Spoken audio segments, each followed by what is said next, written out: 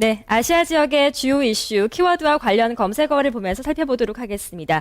이번 주에 발표되는 일본의 경제 지표부터 살펴보겠습니다. 첫 번째 키워드는 일본 10월의 경제 지표입니다. 일본 주식시장은 최근 상승 흐름인데요. 경제 지표는 다소 부진할 것으로 전망되고 있습니다.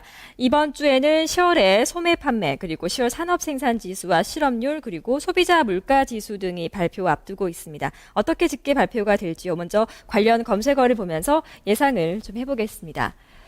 관련 검색어 먼저 10월의 소매 판매입니다. 소매 판매 지수는 29일 목요일에 발표를 앞두고 있는데요. 예상치는 지난해 같은 기간보다 0.6% 줄어들고 대형 소매점 판매는 1.6%가 감소할 것으로 보입니다. 이는 에코 보조금으로 수요가 앞당겨진 데다 이에 대한 반동으로 자동차 판매가 위축됐고 가을철 기온이 높아서 동절기 의류에 대한 판매 또한 줄었기 때문입니다. 자, 다음 관련 검색어를 살펴보겠습니다. 또 발표되는 경제 지표, 10월의 산업 생산, 그리고 소비자 물가 등이 있는데요. 산업 생산 지수는 오는 30일 금요일에 발표됩니다. 지난 9월보다 1.8% 감소할 것으로 예상되는데요. 정보통신기계가 큰 폭으로 줄었고 철강 생산도 부진했기 때문입니다. 10월에도 마이너스를 기록한다면 4개월 연속 산업 생산 지수는 하락하게 됩니다. 이날은 또 10월 실업률도 발표를 앞두고 있는데요. 4.2% 정도로 예측되고 있습니다. 이와 함께 10월 소비자 물가지수 함께 발표됩니다. 소비자 물가지수는 지난해 같은 기간보다 0.2%가 감소해 부진할 것으로 예상되는데요. 이는 원유 가격 하락으로 인해서 에너지 가격이 떨어져 물가는 마이너스 상황을 계속 이어갈 것이라는 전망입니다. 자, 두 번째 키워드는 중국 시장으로 이동해 보도록 하겠습니다.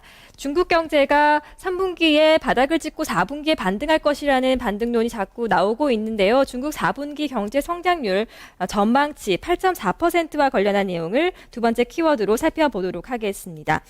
중국의 올해 4분기 성장률이 8.4%에 달할 것이라는 전망이 나왔습니다. 관련 검색어를 보면서 조금 더 자세한 내용 살펴봅니다. 관련 검색어 2013년 9.3%인데요.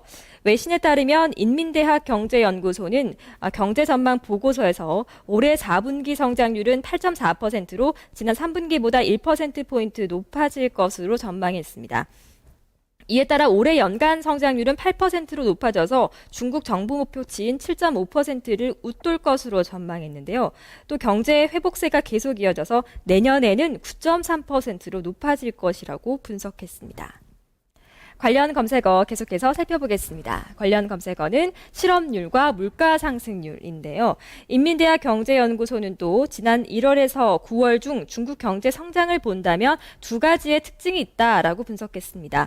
첫 번째는 성장률이 낮아졌지만 대규모의 실업이 발생하지 않았다는 점이고요.